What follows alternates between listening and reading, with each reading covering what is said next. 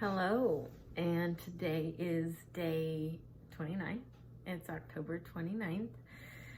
And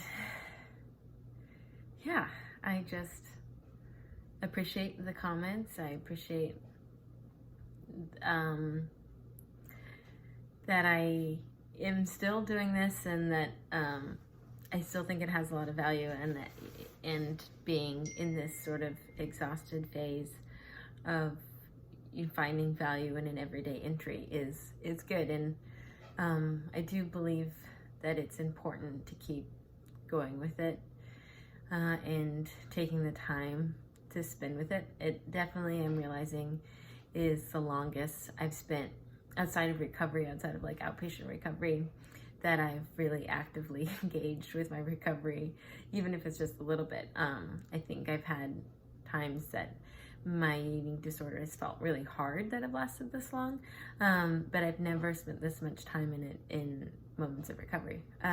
So today, eating wise, I woke up so hungry, which was good, and I had my breakfast, and that was nice. Then I ended up going into work, and I realized I'm still just processing a lot of emotions, and thinking about my current life and where I'm at with everything. And needing to just process a lot of feelings. And that's just really hard with an ED, because it's not comfortable to do that. It would be easier not to. Yesterday I talked about being able to eat everything and how important that was. And so, yeah, today I woke up and I really wanted a ham and cheese croissant from work. And I realized that it had been too long since I had one, and I thought, I think that, that alone is a trigger. And it's one thing to have too many, it's one thing not to have any. And there's this sort of allowing yourself to eat everything. And since I just talked about that, I was like, well, if my body is craving it and I want it, then I should have it. And so I made a point to have one. And then I ate a lot of candy, but I realized I was eating candy and I was feeling that sort of emptiness that I could eat anything and always and forever and ever.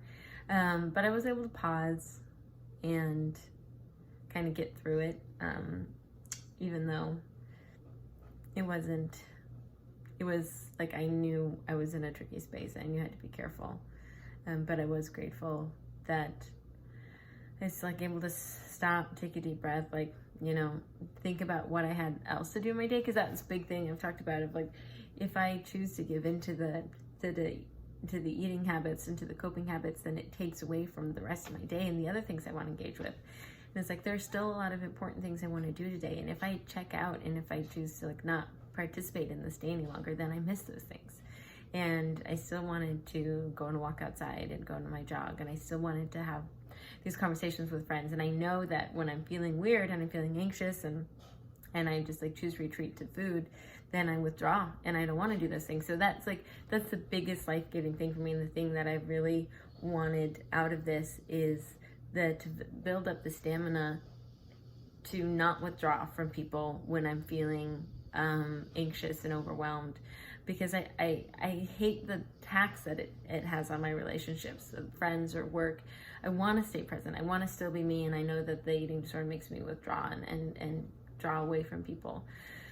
So I feel good that I stayed engaged. It was a little tricky, but it's okay. Not every day has to be good, and not every day is going to be easy. And I think that that's important for me to keep practicing too, that it's just not always going to be the easiest thing, and that every meal is not going to be perfect. And I was able to walk away from it going all right, for lunch I had croissant and candy.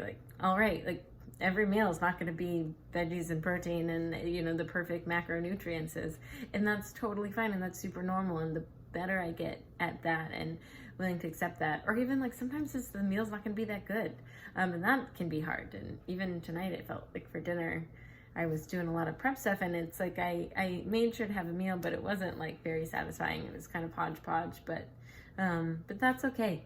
And I was able to kind of stop, and it didn't feel as spirally or as triggering as it used to. And that I'm really appreciative of. I may get through this month with just one hiccup, and that's significantly better than last month. And I just feel some of the things I needed to really process and work through this month, I have been able to, and I have been able to stay present. And I'm ultimately so grateful for that. But there's 2 more days in October, full moons tomorrow. Learning to lean in, feel all those feelings, excited to see what the full moon brings. Always makes me feel more alive and expansive.